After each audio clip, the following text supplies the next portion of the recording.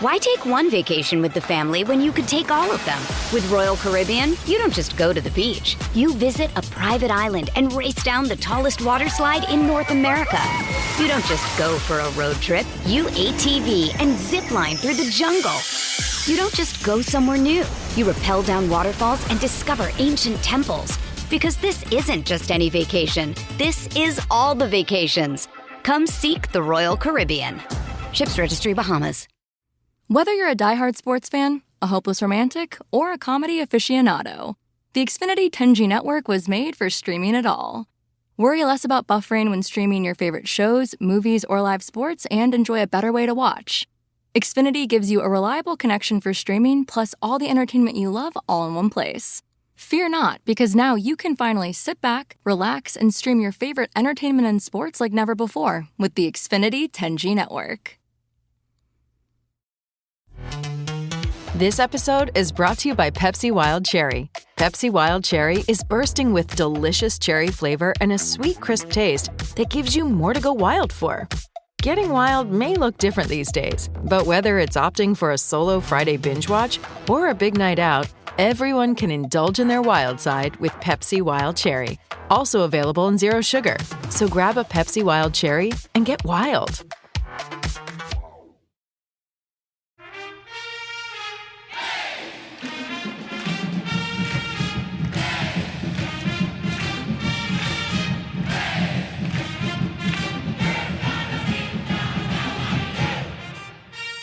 Hi there, Duke fans. Welcome to episode 554 of the Duke Basketball Roundup. I'm Jason Evans here for your listening pleasure.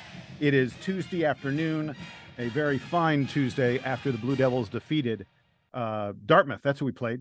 I almost blanked there for a second. That was yes, Big Green. We played Dartmouth last night. Before we get to the recap of that game, I want to introduce my partners in crime on today's episode. First of all, as he always is, by my side, Donald Wine. How are you doing, Mr. Wine? Jason, real quick. Yesterday was a lot of fun.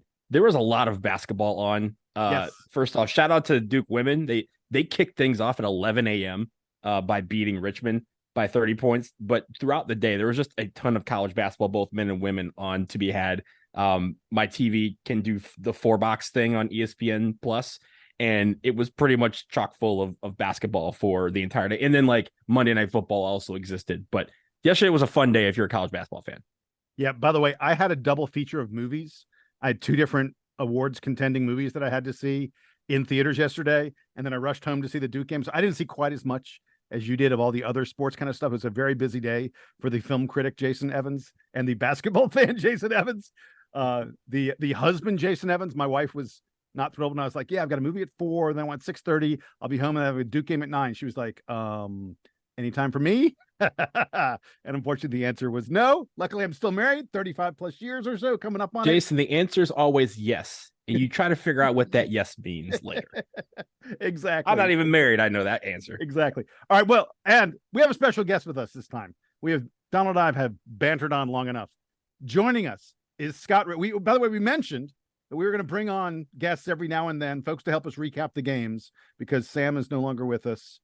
Rest in peace, Sam. I'm just kidding. No, He's joining still us. alive. Yeah, he's very much alive. God, I hope so. Yeah. Joining us is Scott Rich. Folks, you will know Scott because he has written extensively for the Duke Basketball Report on the main page. He also posts quite frequently on the forums. For those of you who head out to the forums, he is Scott Dude on the forums. And additionally, I just learned this moments ago, Scott was in 2012 the first ever online sports editor for the Chronicle.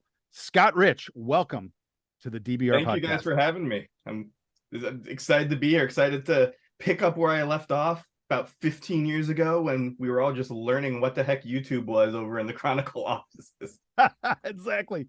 And guys, with that, let's get to the game. As I mentioned, this was a contest where the Blue Devils defeated Dartmouth. The final score was 92-54. I don't know how you could say a 38-point game wasn't quite that competitive, but it was. I mean, they kind of stayed with us for about 7 to 10 minutes or so, and then turned into a blowout very, very quickly. We will begin, as we always do, with the headlines. And guys, I'm going to host privilege. I'm going to go ahead and do the best headlines that we got from from the listener audience. Folks, as you all know, you can write to us at dbrpodcast@gmail.com. Send us your headlines, send us your comments on the game, and we will pick out the best of the best and read them to everybody. You get to be a star for a couple seconds. I'll start with Chris Immershine. He gave us Flying Filipowski gets green light on dunk of Dartmouth.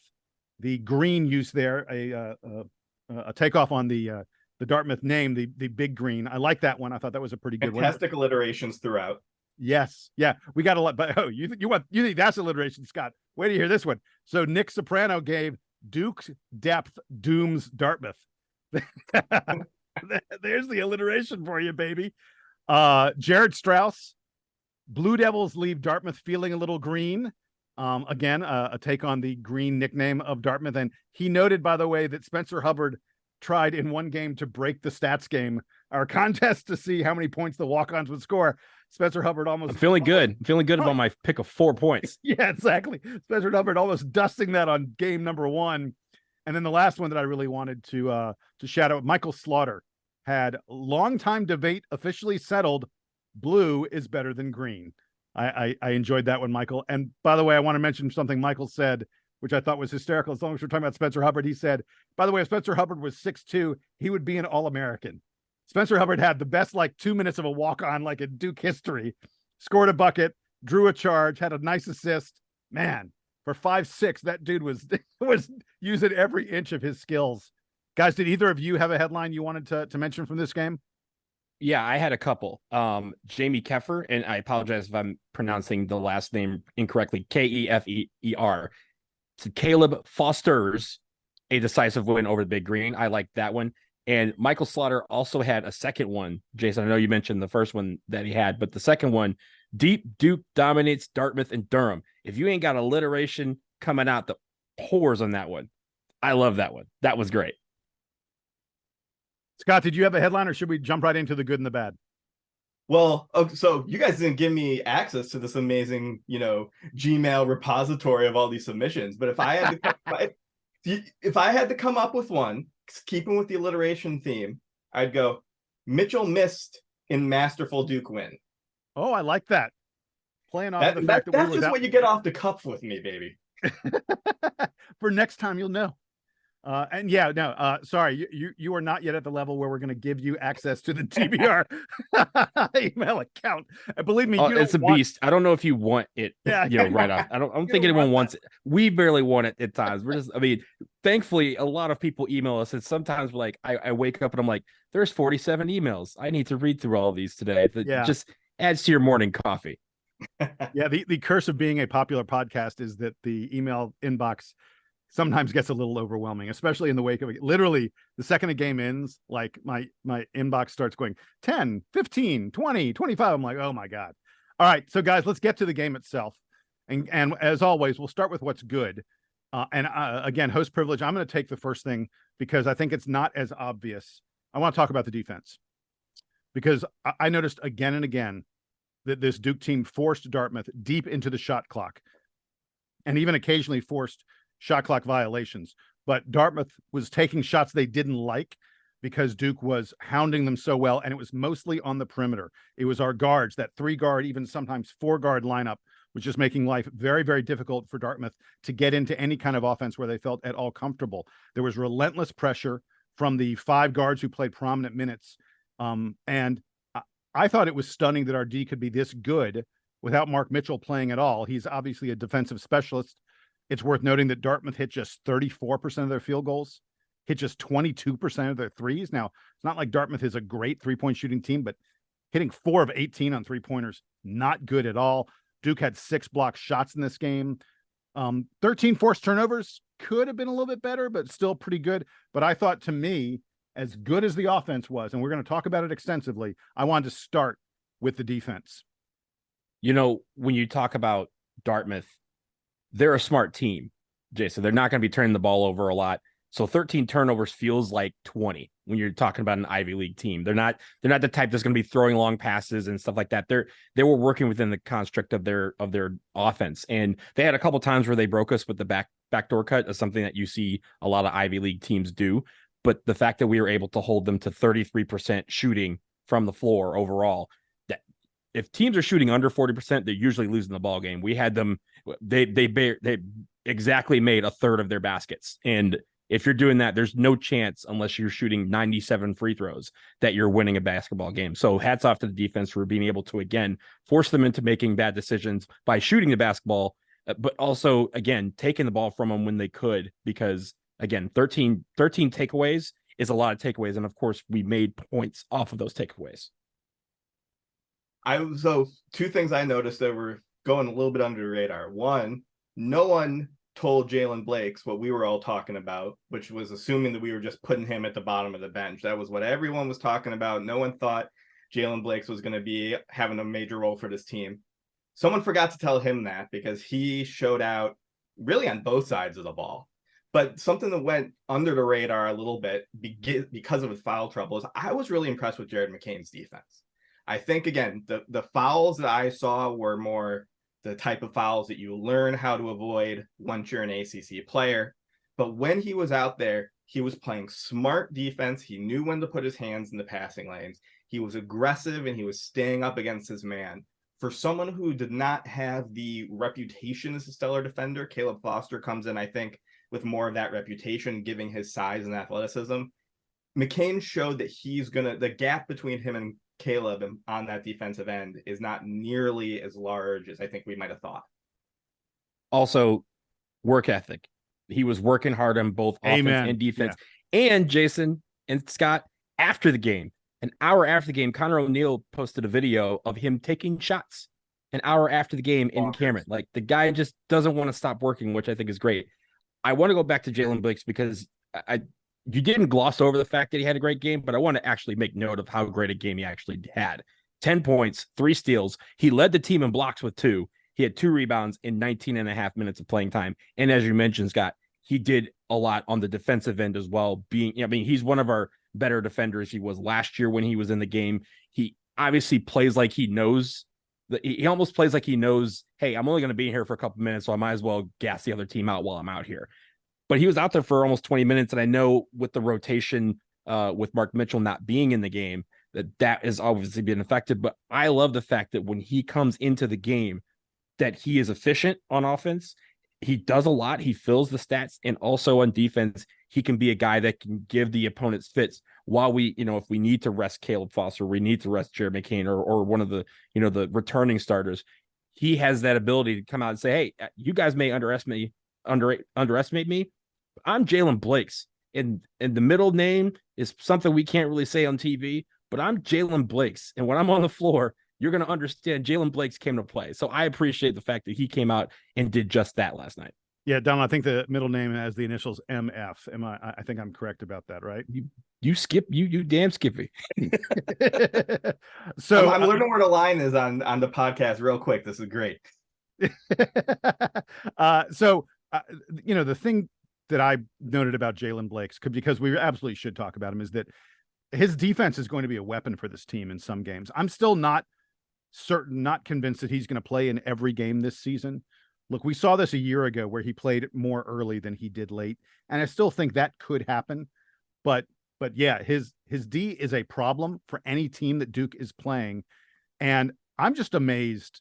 Michael Slaughter, we got an email from Michael Slaughter where he mentioned something that I noted as well, which was like, how is Jalen Blakes the 5th best guard on this team? How good is the guard rotation that Jalen Blakes is the 5th best guard on this team? I mean, oh my goodness. And then the other thing about Jalen Blakes that I wanted to mention, he had a really interesting comment. I'm not sure if either of you guys got a chance to listen to it, but they did an episode of the Brotherhood podcast right after the game, literally in the locker room. From the cold tub. Yeah, exactly. That was Ryan Young and interviewing Jalen Blakes. And I thought Blakes had I'll mention there's a comment that Ryan Young made that I'm gonna get to a little later on, I think. But Jalen Blakes had a comment at one point where he talked about coming off the bench and the advice he gives to freshmen and other guys who are not immediate starters, because Jalen Blakes has his entire career that's been his role to come off the bench. And he said, it's not about looking for your own individual stats. If you come in thinking, I've got to score, I've got to put stuff up in the, be a stat stuffer, he goes, that's not going to work. It's about helping the team, because if you have a good plus minus, if the team goes on a run when you come in, he said, that's the way you earn minutes here at Duke. It's not about immediately coming in and trying to take shots and put up scoring numbers. And even though Jalen Blake's had 10 points, the stuff we're all going to remember is the steals. It's the energy. It's that side of Jalen Blake's. Make no mistake, Jalen Blake's is not going to be a leading scorer for Duke this in all likelihood this season. But what he's going to do is he's going to provide energy. He was last year. He was last year. He had a game last year. Right. And can we just acknowledge a lot of the credit has to go to Jon Scheyer for keeping Jalen Blake's in a Duke uniform.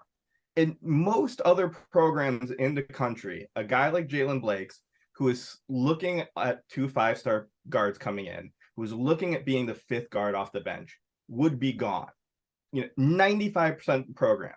Jon Scheyer got him to come back, and we're seeing the fruits of that in game 1. And who knows what the future holds? Who knows if he's going to be playing every game? But there is huge value in having a guy like Jalen Blake's who knows, I'm going to go in for 5 minutes and just cause chaos. And it's going to be my 5 minutes, and that's all I have. And I am just going to drive the other team nuts.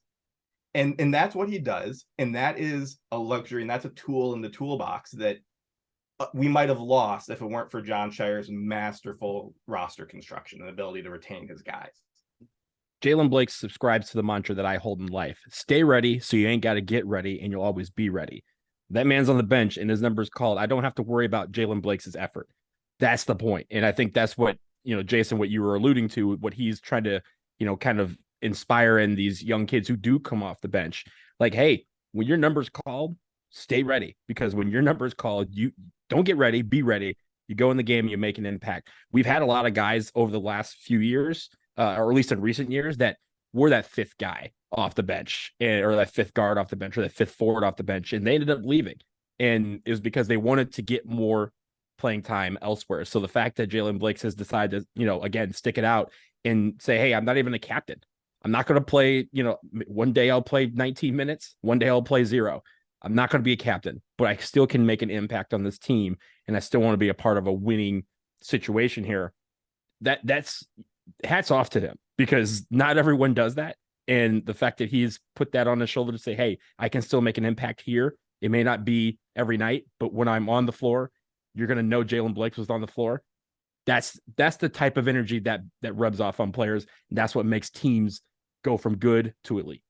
Hey guys, for the most part, we've been talking about guards exclusively, and I want to get us to the big men in just a moment. But before we get off of these smaller dudes, I wanted to shout out Tyrese Proctor. 8 assists, only 1 turnover.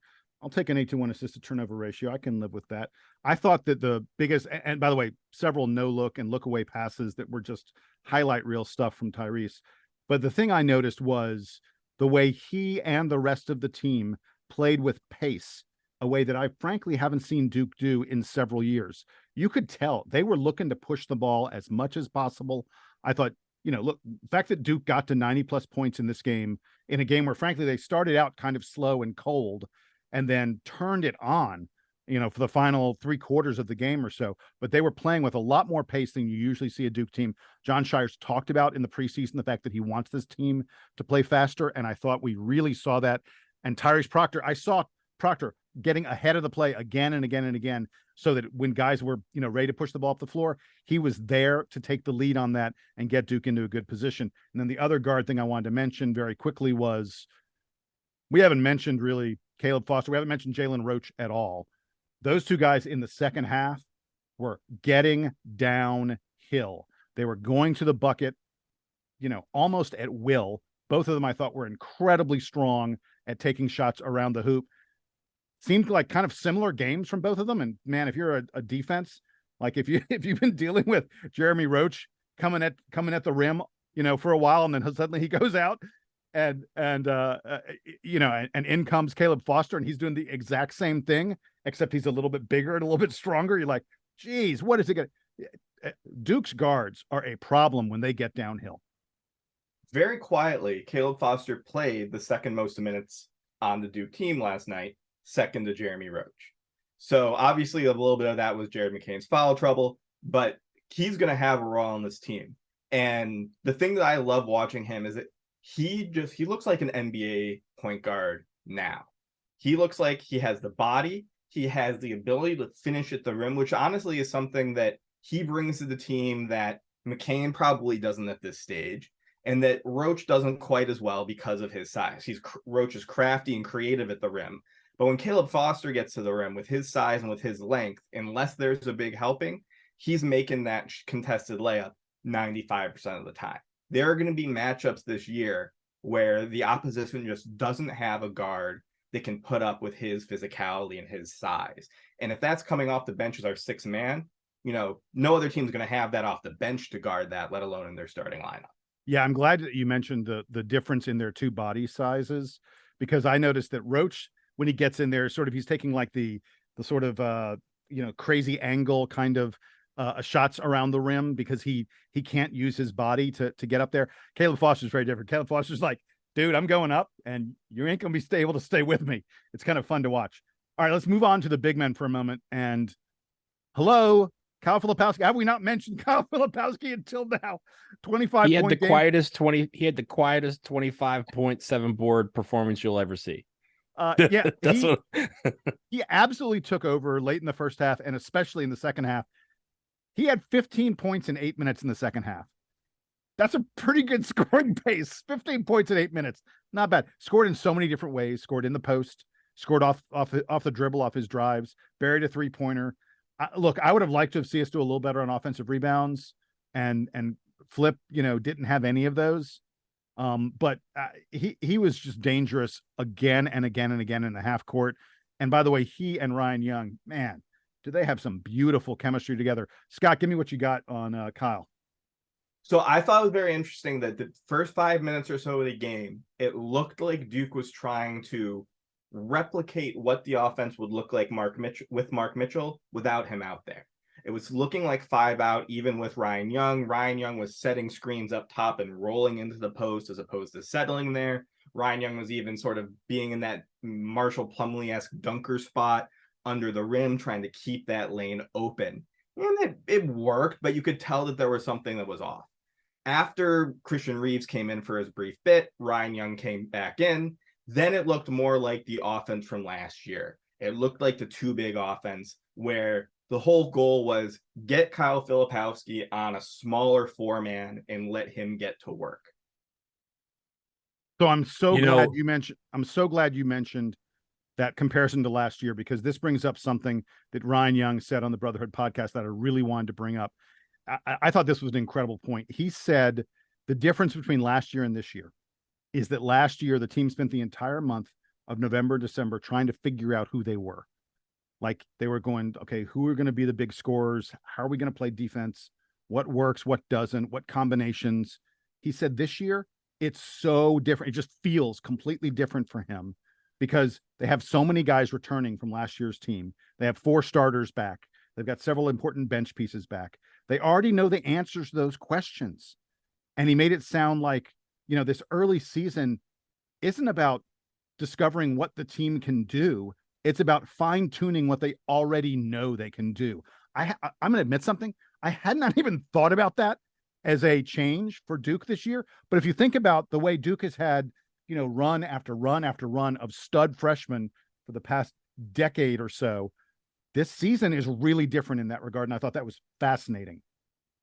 I think the one thing that I'll say about the bigs, both Flip and Ryan Young combined, if you think about going back to the secret tape, Jason, that you and I were able to view, they ran those same plays last night. And every single time it was very successful, especially when you talk about Ryan Young coming all the way up to the top of the key to set screens for people and then turn around and realizing, oh, Flip's down by himself. Let me give him the ball. And there was times where, in the secret scrimmage where Kyle Filipowski would, take the ball, go to the rack, get fouled, and then make his free throws. We didn't take a lot of free throws last night and he didn't get a lot of offensive rebounds because he was making most of his shots. He went 10 for 12 from the floor. So it not a lot of opportunities for Kyle Filipowski to go follow his basket, which is what he did a lot last year, right? Whenever he wasn't really efficient from the floor, he was missing a couple shots. We didn't matter because he would go get the ball, get the offensive rebound, and go strong to the hole again.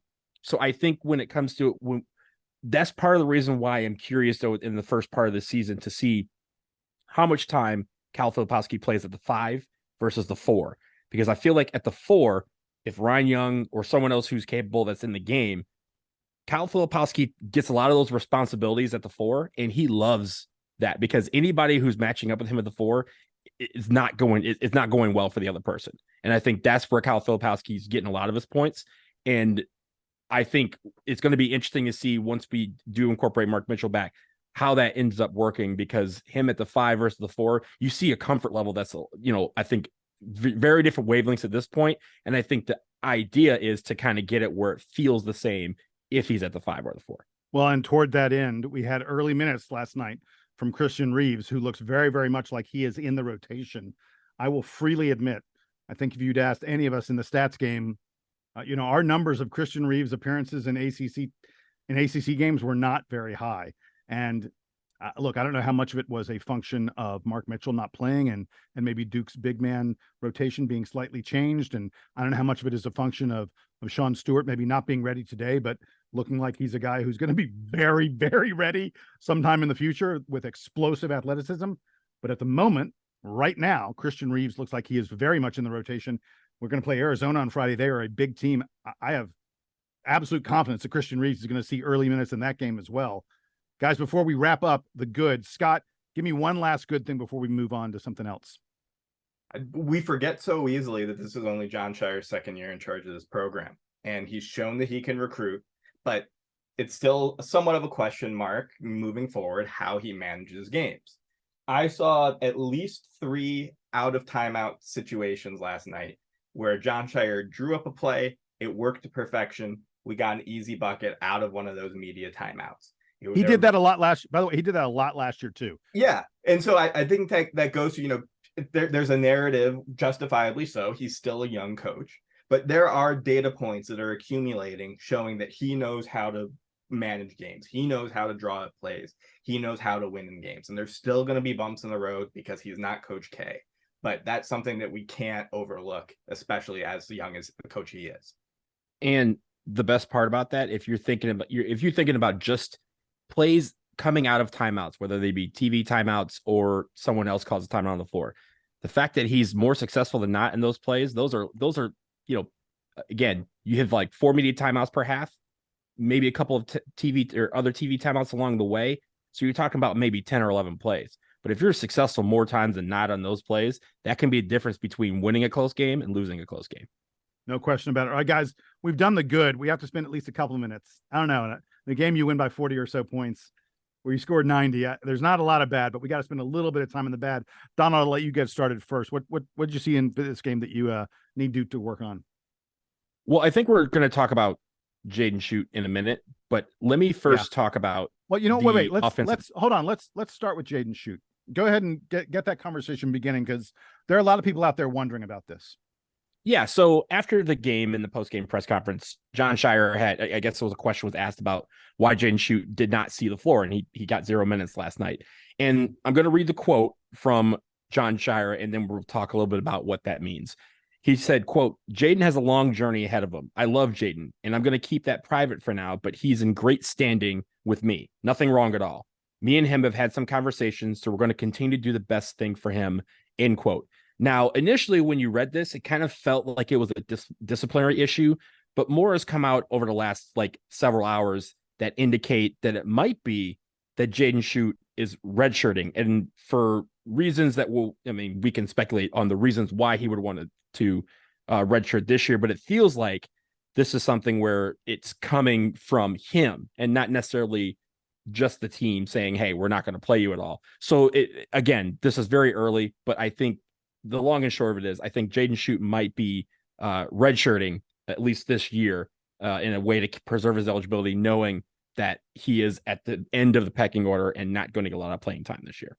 It is worth noting that the redshirt rules do not say that you are not allowed to play in any games to get a red shirt. There's a limit on the number of games. It has to do with how many games your team plays and stuff like that. But there's little question that Jaden Shoot could play 4 or 5 games at least and not have to worry at all about falling under, red shirt problems. But yeah, I don't know for sure what the answer to this is. I haven't been able to find out anything from my sources, so to speak. regarding what's going on with Jaden, but a red shirt would make a lot of sense for him if you think about it. We were talking about the fact that, we can't believe Jalen Blakes is the fifth guard in Duke's rotation. Jaden Schutt in all likelihood would be sixth at best.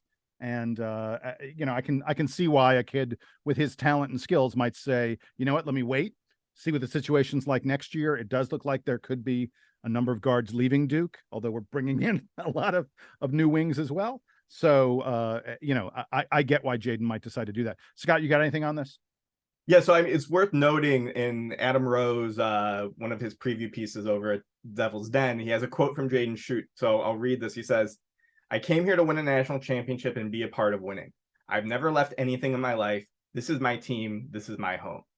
That sounds like a guy who's knew this was coming and wanted to get ahead of the story. Again, this is a type of thing where not being in the program, you can speculate this and you can parse these quotes and you can parse a Twitter, an X post, whatever it's called nowadays, 9 ways till Sunday.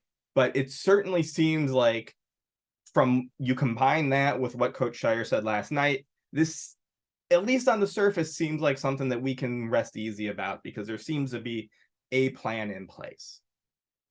And it's also worth noting that when you think about some of the rumors that came out a few days ago about potential recruits that were coming in next year being unhappy with the number of guys coming in, especially right after Patrick Ngongba committed, there's a lot of people who kind of said, hey, Isaiah Evans is thinking about, decommitting and figuring out his situation somewhere else.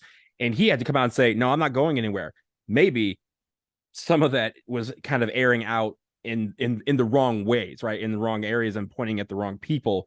And it was, Jaden Schutt who might have been, oh, there's more guys coming in. Let me figure out my situation. And so I know that's going to hurt Jason in the stat game with 3-point percentage. But honestly, I think we all root for Jaden Schutt and we want him to remain with the program, but we also want him to do what's best for him. So if that means redshirting this year in an effort to get ahead of what may come, then let's do it. And hopefully he can still be able to contribute from, as a redshirt, because again, we've had a lot of national championship teams. Jason, the last couple national championship teams that we've had, or at least a few of them, we've had guys that redshirted that helped get that team ready to be a national championship team. It almost seems like it's part of the recipe here that we've been forgetting about. Maybe him saying, hey, I want to, step back, can allow him to become a better player while also helping his team win. And to be fair, all of that drama with the recruits and whatnot started from Trilly Donovan, who is this anonymous quote unquote insider on Twitter, who, to his credit, seems to get a bunch of these recruiting predictions right ahead of time, but he's anonymous. It's a very weird situation. No one knows who he is. So he posts these very vague hints because he's anonymous and he can. And if he's right, you remember it, and if he's wrong, you forget about it, right? That's one of the benefits of Twitter, where you can take big swings and people remember your home runs. They don't remember your swings and misses. I don't know if he's right. I don't know if he's wrong on this. I could be proven wrong next time I come on the show, but I think that, a little bit of that nonsense was caused by just the weirdness that is recruiting Twitter and this weird place that this guy, Trilly Donovan, has in this space. Maybe he's Connor Stallions and he's trying to screw up some basketball just like he's screwing up some football. Who the heck knows? That guy seems to be everywhere. I will say this is nothing compared to soccer Twitter. We could go on all day about anonymous soccer Twitter, and I won't do that on the show, but I am very much used to this. So I'm that's not something that kind of, hit me really square. That's something that barely hit my radar. Guys, we got off track a little bit. We need to get back to the game. Remember, we were going to talk about what went bad in this game. And Donald, I apologize. I jumped in and I forced you to get off track. Get back on track with the things you saw that Duke needs to work on. Yeah, so I think there was two things. One stat that I always look at is assists to made baskets. And we're just under half, 18 assists on 38 made baskets. That's just less than 50%. I feel like if you're a good passing team, that number should be in the 60% range.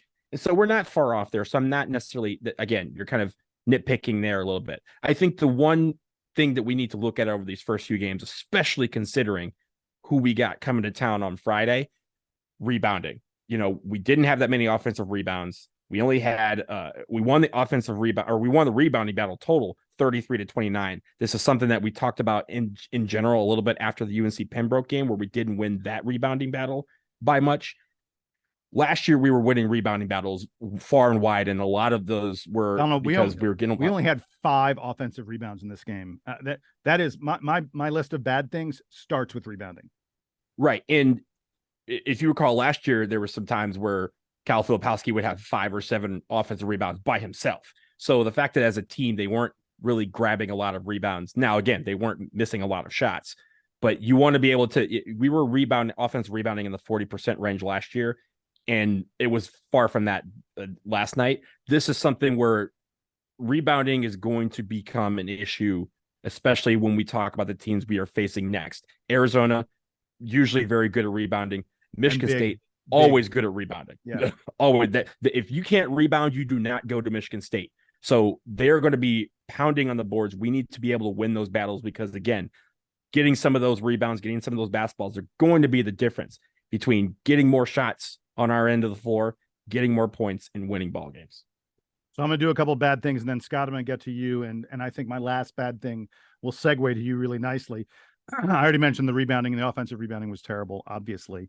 I thought in the first half, as much as I talked about how great Roach and Foster seemed at getting downhill in the second half, in the first half, they were taking more longer contested jumpers. I did not like that. You guys know I don't mind an open mid-range shot, and Jeremy Roach buries those. Jared McCain buries those. Those are great.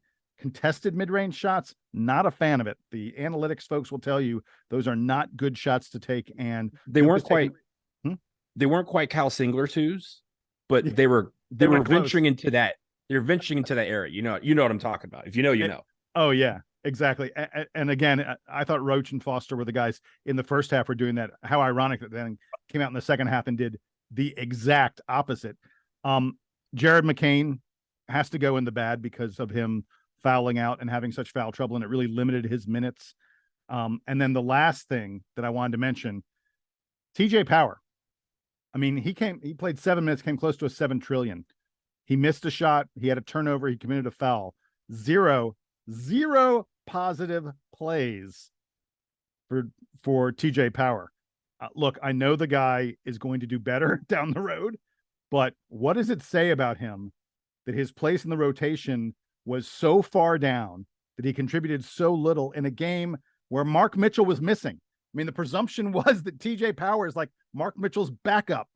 Mark Mitchell doesn't play the entire game because of injury. And Scott, I know that's what you wanted to talk about. And TJ Power can barely get off the bench. And when he does, like I said, almost a 7 trillion and nothing positive from his box score. Scott.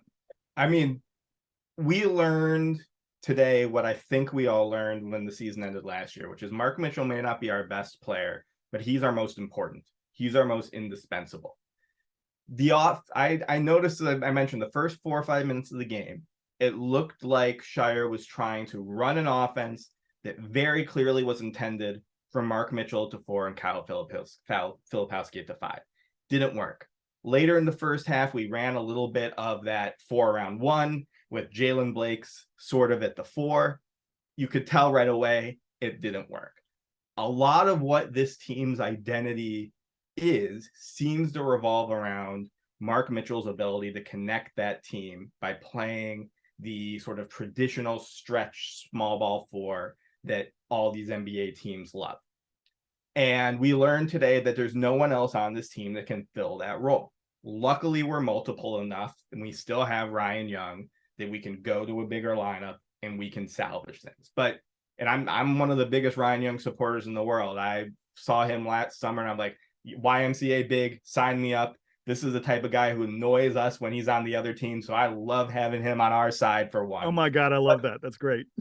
He has his limitations, right? He has his limitations on defense. When he was in there, they were attacking him on the pick and roll. I give him credit. The defense adjusted. His defense got better in the second half. It was much more clear, a hard hedge to try to prevent the switch. But the team is different with him out there as opposed to Mark Mitchell.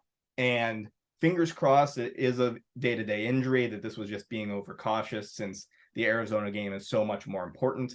but this team needs Mark Mitchell to be Mark Mitchell in order to achieve the goals that it has, which are the loftiest goals you can achieve. Dude, that is 100% accurate. All right, that's going to wrap it up for our recap of the win over Dartmouth. We've mentioned Arizona a couple times in this podcast. Believe me, Donald and I will be doing an extensive preview of Duke's game coming up on Friday against Arizona. We're going to be talking to a Arizona expert in just a couple days, and that'll be in your podcast feed Wednesday, maybe Thursday morning, something like that, coming later this week. We're going to take a break right now. When we come back from the break, you may not have realized it, but the rest of the ACC also played basketball games last night. We're going to give you a couple little thoughts about the rest of the ACC, how the season is starting for the conference right after this.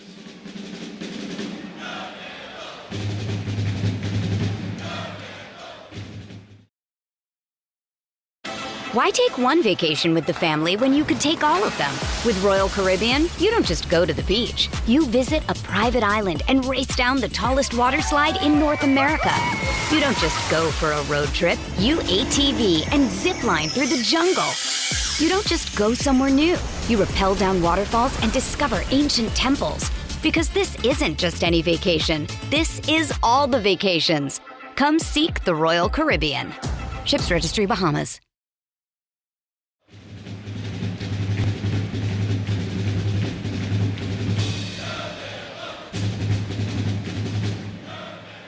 All right, we're back from the break, and we're going to get into the rest of the ACC. We've talked about Duke extensively.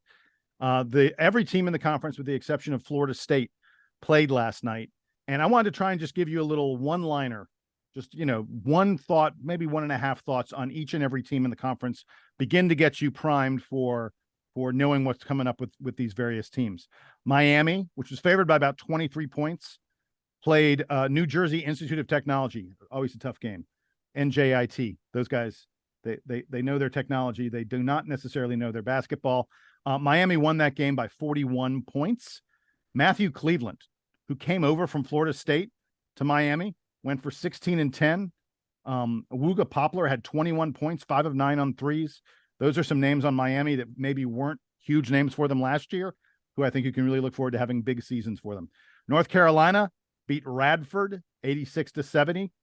I was surprised Elliot Cadeau didn't start this game. He did lead the team with 6 assists, but I was really surprised that Elliot Cadeau didn't play a larger role for UNC in this game. Armando Bacot went for 25 and 13. Clemson beat Winthrop 78-56, 22-point win for Clemson, a nice start for them. PJ Hall begins his ACC Player of the Year campaign with a 20-point game. Make no mistake, PJ Hall is one of the contenders for ACC Player of the Year. NC State beat Citadel 72-59. Could have been a bigger win for them. That's not a great score. Missouri transfer Mohamed Diarra, who played only 11 minutes per game as a freshman at Missouri, had 10 points, 14 rebounds, and 3 blocked shots for NC State. Looks like he's going to be a factor for them on the front line. We're going to get to Louisville in a minute. Notre Dame played Niagara. Notre Dame is not going to be good this year, gentlemen. Notre Dame won the game 70-63. Niagara led at the half. I looked at the Notre Dame roster. I can't name a single guy in Notre Dame. I consider myself, I pay attention to the ACC. There wasn't a name I recognized on that Notre Dame team. They did have a freshman named Marcus Burton, who had 29 points. Notre Dame scored 70. He had 29 of the 70 points. This guy could be a factor in the ACC Freshman of the Year race. But I'm telling you, that Notre Dame team, there was not a recognizable name on the roster. Pittsburgh beat North Carolina A&T. You ready for the number? 100-52. Big win for Jeff Capel in Pittsburgh. They had 5 different guys in double figures. Virginia. Remember the days when Virginia didn't score at all? They got 80 points against Tarleton State. And some freshman named Leon Bond went for 12 points and 9 rebounds. That's a big number. And a freshman playing a lot for Virginia is just something you don't hear about all that often. Are you getting bored of this stuff yet? Syracuse beat New Hampshire 83-72. Judah Mintz had 20 points. Georgia Tech was trailing Georgia Southern in the middle of the second half, but then pulled away late. Miles Kelly, who had a pretty good season for Georgia Tech last year, maybe one of the better sharpshooters in the ACC. 4 of 9 3-pointers for him on his way to 25 points. Virginia Tech beat Coppin State 100-55, 45-point win for Virginia Tech. Hunter Couture, who is in his, I believe, 9th season either his 9th or his 10th season at Virginia Tech, something like that. 27th. 27th season. That's correct, I believe. He hit 3 of 5 threes. Sean Padula, 15 points and 10 assists. And the really interesting one from Virginia Tech, Tyler Nickel. Remember, that kid was on UNC last year, barely played for the Tar Heels, transferred to Virginia Tech, went for 12 and 7. He was like their top guy off the bench. He had a total of 15 points for UNC in the months of January, February, and March combined. Scores 12 points. First game at Virginia Tech. He could be a factor for them. I could go on there. I should mention Boston College. Quentin Post, first team preseason All ACC, 31 and 11 with 4 block shots. Wow, Quentin Post got a start to his season. And then I wanted to mention Wake Forest. They beat Elon 101-78. Wake putting up 101 points. At one point in that game, Elon led by 20 points in the first half. Again, Wake won by almost 25. Elon was leading by 20 in the first half. And here's the crazy thing for Wake. They only got 8 points off their bench. Cameron Hildreth went for 33. Some guy from Central Michigan, a transfer named Kevin Miller, went for 17. And Gonzaga transfer Hunter Salas went for 19 points. Andrew Carr had 24. Wake Forest looks like they got like 5 guys who can play, and the rest of the team just can't do anything. But those 5 guys, they can score 101 points and only 8 off your bench. Shocking. All right. I just talked for a long time. Way more than I probably should have. I apologize. Donald, talk to me a little about Louisville. What the hell happened to Louisville last night? UMBC played well. That's what happened. And Louisville didn't. And Louisville caught up at the very end. I mean, Louisville was trailing in this game till about maybe 2 minutes left. And they were down 8. They were down 8 with 7 minutes to go in that game. Oh, they were down with like 4 minutes to go in this game. Then they went on a run, went up 5. UMBC caught up, tied it. And then there was a very wild sequence in the last like 15 seconds of the game. And I know Scott will talk a little bit more about that, but Louisville's going to have some major issues if they're going to have to, rely on, some end of game theatrics to beat, teams like UMBC. No offense to UMBC, but here's, the games that I saw. I mean, I saw, as I mentioned, I watched a lot of basketball yesterday. UNC, I know the score was 86-70, but they struggled most of the game. They started to inch away from Radford late, but they did not look great at all. I will say, again, Louisville didn't look great. But I'll say, Jason, you mentioned a couple of guys on Miami that played well. Those guys killed us last year. And I'm the Miami guy. That's my law school alma mater. So, of course, I watch them a lot more than the average man. But I think when it comes to Miami, a lot of guys look good. Wooga Poplar, Matthew Cleveland, Norshawn Armier all scored double figures. They are going to, and Nigel Pack didn't even get to double figures, and Nigel Pack is one of the better players on this team. Yeah, I was surprised that they did as well as they did with him, only struggling a little bit, only 8 points. Yeah. They have a lot of guys who can score and a lot of guys who can, again, take you out very quickly, and they look comfortable doing it. I think the one thing we look at the totality of the conference is that there was a lot of teams that played very well. And even, some that the score looked, better than it was in the case of Wake Forest. But hey, 6 teams scored over 90 points in their debut, 4 over 100. Like, when it comes to the ACC, those are scores. You want to keep racking those scores up. It does not matter that Wake was down 21 to Elon, because when you look at the final score, you're going to see 101-78. And the committee is going to see that stuff too. These games, it's not like college football where every game matters. It's not that sort of thing. But when you put up big numbers, people recognize those, and they don't care how you got to those big numbers. They just care that you got them. And so for a lot of the conference, I'd say it was a very successful opening night. No losses. Thank you, Louisville, but no losses for the conference in night one. And I mean, really the only upset that you really saw was a team we're going to see next week. And, there's a lot of teams that won, but only one loss. So when it comes to the ACC, those are the things you need to do. Take care of business in convincing fashion against the teams you're supposed to be taking care of business against. And that's what happened last night. I mean, we talk about 14-0, right? 2 Big Ten teams lost. Michigan State was sort of the big surprise of the night, but Rutgers also lost. Rutgers, a team that's supposedly on the ascent, has, number 2 ranked recruiting class next year. Them starting the season with a loss in Big Ten country is going to be a little bit of a concern for the overall health of the league. Really quickly on Miami, people forget that Matthew Cleveland was a 5-star guy. When Matthew he was Cleveland supposed to be a came in, one and done kind of player. Yeah. he was supposed to be the next Scotty Barnes. He came in right after Scotty, and that was the expectation. The fact that he's in Miami now, if he can recapture some of that team becomes very, very dangerous, especially that length right next to Norchad Omier. Finally, on Louisville. I will have a special place in my heart for UMBC. A lot of fans have a special place in their heart for UMBC. My wife actually has a degree from the University of Maryland, Baltimore County. She has her PhD from that school.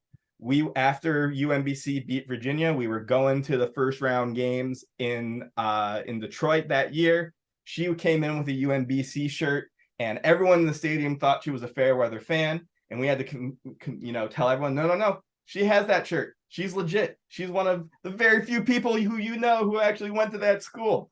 So I will always have a special place in my heart for them. They were a free throw away from overtime.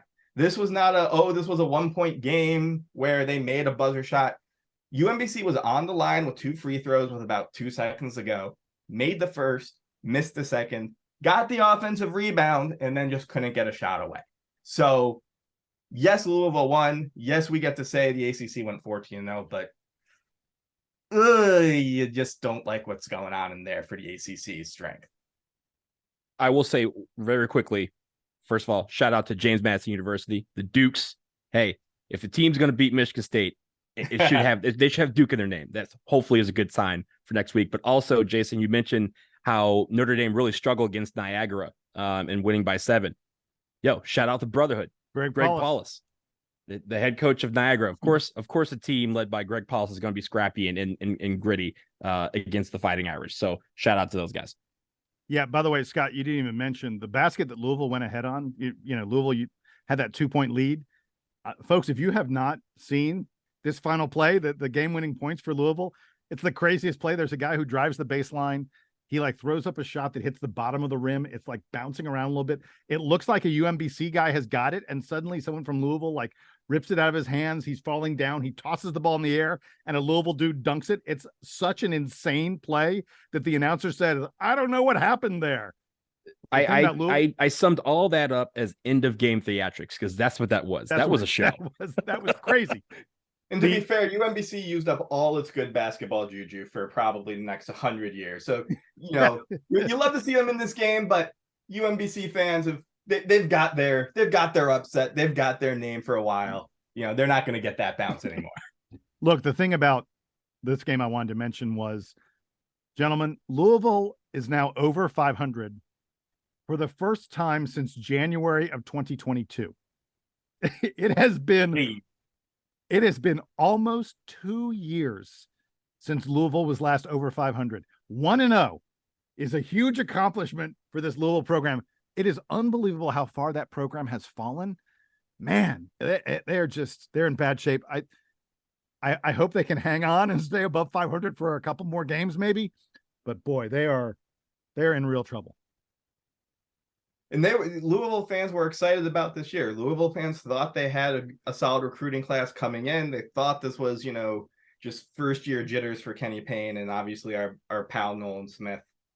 And you never root for an ACC team, but you want a guy like Nolan, who we all know and love, to be in a better situation than it appears that he is. Hopefully Louisville can build off of this and prove everyone wrong, because as you guys have mentioned on the pod, when they're down in the dumps, it drags everyone's net rating down.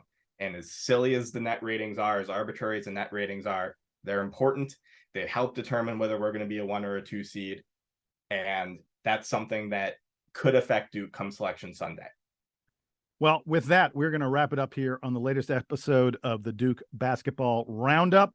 Donald Wine, thanks for being me. Scott Ritt, thanks for being with me. Being me. Thanks for being mean, is what he said. Hey, I could bring out the big guns if we want to go that way. No, we do not want to go that way. Scott Rich, thank you so much for joining us. We will have you back some other time. We're going to bring on a whole bunch of different, musical chair guests, so to speak, over the next few months as we begin to cover this Duke basketball season. But it was great to have you with us today. Again, we urge all you folks out there, send us those emails at dbrpodcast@gmail.com. Don't forget to like and subscribe. Hey, go to Home Field Apparel. They just dropped, literally today, they dropped a brand new Duke bomber jacket. It is fly. Am I allowed to say that? Does that work? I said it. It's fly. That's what it looks. It is fly. And you can use DBR podcast as your code to save 15% off said bomber jacket and everything else that they have on site. So yeah, check it out. It's as Jason said, it's fly. Yeah. I feel just very weird saying that. I don't know. 56-year-old guy does not come out of my mouth. Right? In any event, for Scott, for Donald, I'm Jason, and this is the Duke Band to play us out and take us home.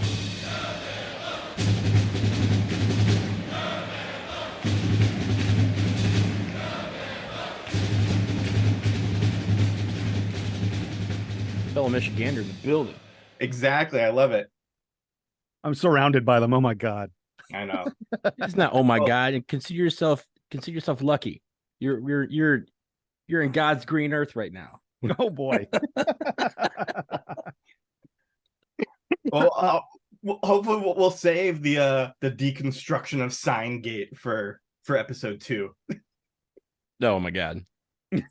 It's, dude, if you, Jason, have you been following like the back and forth at all? Because I mean, a little bit. It looks bad. It looks kind of bad for Harbaugh. It looks bad. Yeah. It's bad. Like Michigan definitely cheated, but Michigan's got a the insiders say that Michigan has a dossier on Ohio State and every other program of like all the other crap that they've done, that they've reported to the Big Ten, and the Big Ten hasn't done anything. And they're basically it's more than that.